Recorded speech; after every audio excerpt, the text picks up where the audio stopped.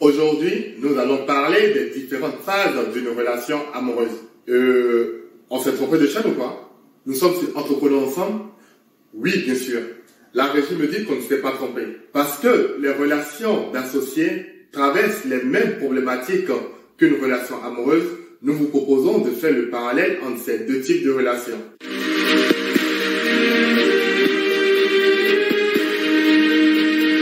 Bonjour, je m'appelle Kamaldine, je suis entrepreneur collaboratif et passionné des sujets liés à l'émergence de l'Afrique. Sur cette chaîne, nous vous proposons un tour d'horizon des questions à se poser avant de se lancer et les outils nécessaires pour construire une relation saine et durable. Tout le monde a un amoureux et chaque histoire d'amour traverse des phases qui viennent la complexifier. Souvent, les partenaires se rendent compte qu'ils ont des soucis de communication, d'implication ou d'objectifs.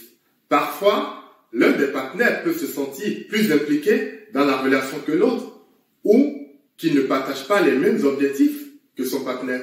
Bref, les problèmes sont nombreux et ces problèmes ne peuvent être réglés tant qu'on n'a pas compris les trois phases d'une relation amoureuse ou d'une relation d'associés. La première phase est celle de la recherche. C'est la phase au cours de laquelle nous répondons à un besoin qui varie en fonction de chaque personne. Ce besoin peut être juste pour briser la solitude, d'aimer quelqu'un et de se sentir aimé, de fonder une famille, ou tout simplement pour faire plaisir à la société qui voudrait qu'à un moment donné, qu'un homme et une femme fondent une famille. Vient alors la question, où trouver cette âme sœur? Parmi nos amis, les amis de nos amis, au bureau, sur Internet, Tinder, la liste est longue. Je vous laisse de nous dire en commentaire où est-ce que vous allez chercher votre partenaire de couple ou votre partenaire d'affaires. Ensuite, on s'établit une liste de critères. Plus on a du temps pour atteindre notre objectif, plus la liste sera longue. Ces critères sont généralement d'ordre physique ou moral. Ils sont généralement basés sur la beauté de la personne, son éducation, sa situation financière, la réputation de sa famille. Après avoir établi les critères, on se lance dans l'aventure. On rencontre les potentiels candidats possédant des qualités diverses et variées. Très souvent, on a envie de combiner plusieurs profils pour fabriquer notre partenaire.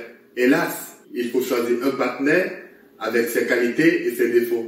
Pour faire le parallèle avec les relations d'associés, les porteurs de projets s'associent pour satisfaire un manque. Il peut s'agir de manque de temps, de manque de réseau, de manque de compétences, de manque de crédibilité ou tout simplement de manque de financement. Par exemple, pour combler le manque de crédibilité, il est d'usage de voir en Afrique des entreprises créées et gérées par des Africains, mais avec un associé blanc à la tête ou portées par des entreprises occidentales qui ne sont là que pour la représentation parce que dans nos pays, le mythe du blanc perdure. Le besoin de s'associer est lié à des objectifs propres à chacun.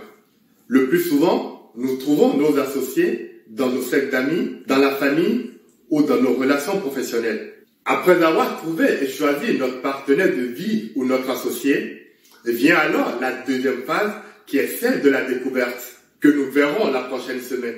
Mais avant de vous quitter, j'espère que vous vous êtes retrouvés dans cette première phase qui est celle de la recherche, que vous soyez dans une relation amoureuse ou dans une relation d'associés. Merci de nous dire en commentaire selon vous quelle est la troisième phase d'une relation amoureuse. Merci de partager autour de vous et surtout, soyez là pour la prochaine vidéo.